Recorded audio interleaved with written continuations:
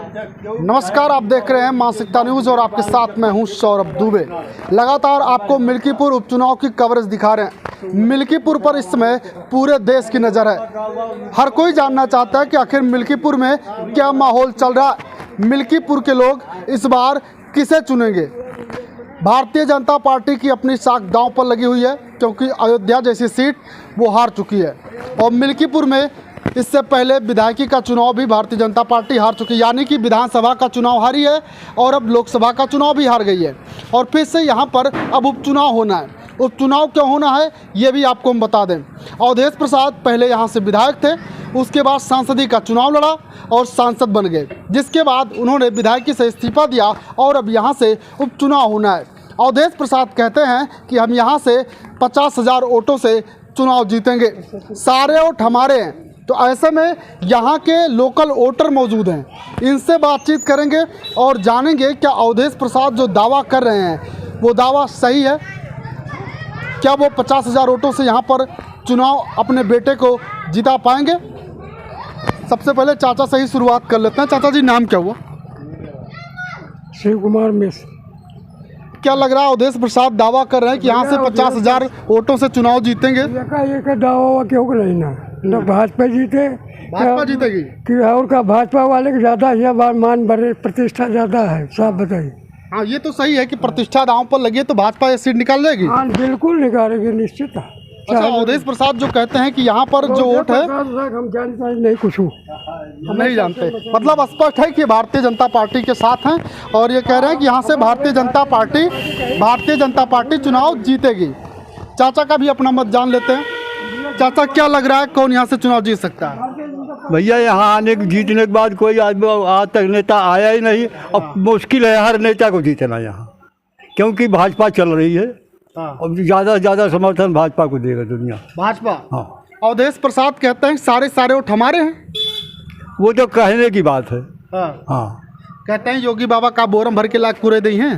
अरे ना कह दें, लेकिन मौके की बात आप देखिएगा।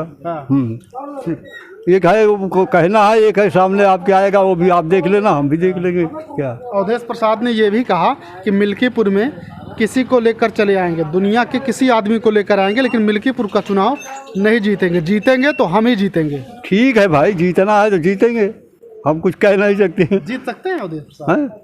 जीत भी सकते हैं, जीत भी नहीं सकते, क्योंकि जीतने के बाद आज तक कोई नेता यहाँ पर हमारे क्षेत्र में जीतने के बाद शक्ल दिखाने के लिए नहीं आया है कि आपको जनता को क्या तकलीफ है और क्या आराम है।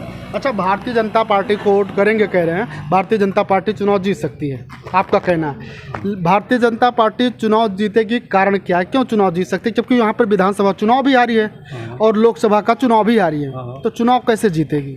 अब भाई उनकी मर्जी है। कुछ आदमी तो सिर्फ राम के नाम पर वोट दे देंगे। हाँ, श्री राम के नाम पर वो वोट दे देंगे, जो जीतेगा वो जीतेगा, जो हारेगा वो हारेगा। यानी कि वोट राम नाम पर भी पड़ेगा। क्योंकि आपने देखा होगा लोकसभा में जब भारतीय जनता पार्टी चुनाव हारी तो लोग तरह तरह की बातें कर रहे थे, अयोध्या वासियों के लिए क्या कुछ कह रहे थे वो भी आपने देखा सुना ज़रूर होगा। यहाँ पर लोगों से हम बातचीत कर रहे हैं और लोगों का मत जानने का प्रयास कर रहे हैं कि आखिर कौन यहाँ से चुनाव जीत सकता है। अभी तो यहाँ पर भारतीय जनता पार्टी भारी दिख रही है जिन लोगों से हम बातचीत कर रहे हैं। चाचा से भी बातचीत कर लेते हैं। चाचा जी, नाम क्या हुआ? क्या नाम बताया? राम नरेश। राम नरेश।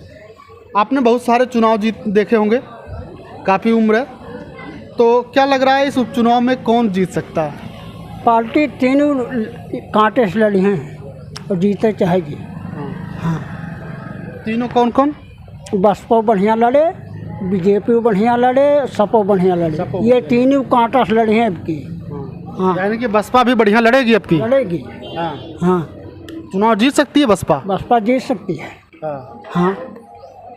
अवधेश प्रसाद तो कहा तो हम ही जीतब, सब वोटवा हमारे आए। अवधेश प्रसाद कहियो दिखाए पर हाँ, ना देखा नहीं, जब विधायक रहे तब वो ना मिला रहा। विधानसभा जितावा गवा, लोकसभा जितावा गवा, फिर आएगा चुनाव हम ना दिखाने कहियो कि। अच्छा, अब की जब चुनाव मिले हैं तो क्या कहबा उनसे? हैं? अब की जब चुनाव मिले हैं अब की बारी दूसरे का है बस। हाँ। अच्छा, ये जो नाराजगी बा का उनके बेटवा जो टिकट मिला उसे है कि सपा यहाँ हाथ जाए अब की? हाँ, बसपा मार ले जा सका था। बसपा मारे? हाँ। चाचा कह रहे हैं कि सपा हार जाएगी, यहाँ से बसपा बाजी मार सकती है। और भी लोगों से बातचीत में, चाचा पेपर पढ़ रहे हैं, आपकी भी थोड़ा सा राय ले लें। क्या पढ़ रहे हैं अभी पेपर में? पेपर देख रहे हैं। हाँ, मतलब अयोध्या की खबर देख रहे हैं अभी। हाँ। अयोध्या में अभी मिल्कीपुर की चर्चा खूब ज़्यादा है। इस सीट पर देश की निगाह है, हर कोई जानना चाहता है कि आखिर मिल्कीपुर में क्या चल रहा है, वहाँ के वोटर क्या सोच रहे हैं, किसके साथ जाएंगे। यहाँ से अवधेश प्रसाद को आप लोगों ने सांसद बनाया है और अब उपचुनाव होना है। ऐसे में अजीत प्रसाद को समाजवादी पार्टी ने टिकट दिया है और बसपा से रामगोपाल कोरी भारतीय जनता पार्टी ने भी क्लियर नहीं किया। तो क्या लग रहा है कौन चुनाव जीत सकता है? चुनाव भाजपा जीतेगी। भाजपा जीतेगी जी। अवधेश प्रसाद तो कहा सब वोट हमारा है। नहीं, वो नहीं जीत पाएंगे। हाँ, नहीं जीतेंगे। उनके वोटवा सभा है कि ना है? कुछ ना है उनके खाली। हाँ, हाँ, अब की भाजपा पक्का जीते। भाजपा पक्का जीते। जीती पक्का। काहे अवधेश से नाराज हैं? क्यों नहीं, हम भाजपा ही हैं तो भाजपा की बात करेंगे ना। हाँ, भाजपा ही है, भाजपा को ही वोट करेंगे। सपोर्ट उसे करेंगे ना। हाँ, तो उनके लिए वोट भी मांगने जाते हैं।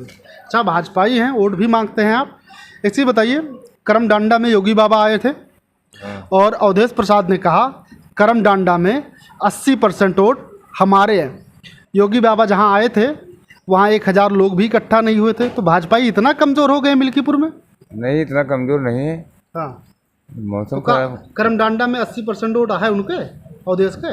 80% तो नहीं है। नहीं है? नहीं, उस दिन आए तो मौसम खराब था ना। मौसम खराब था, मतलब मौसम का असर देखने को मौसम मिला। का असर। अच्छा, एक बात और अवधेश प्रसाद कहा थे, अवधेश कहा थे जैसे कहाँ बैठक करा दी जाए योगी बाबा के और हमार करा दी जाए, और योगी बाबा के बैठक में जितना मनी ना ही है, मतलब जितना मनी यही है उससे ज़्यादा मनी हमारे में ही है। का ऐसा हो सकता? नहीं, ऐसा नहीं हो सकता। नहीं हो सकता। नहीं।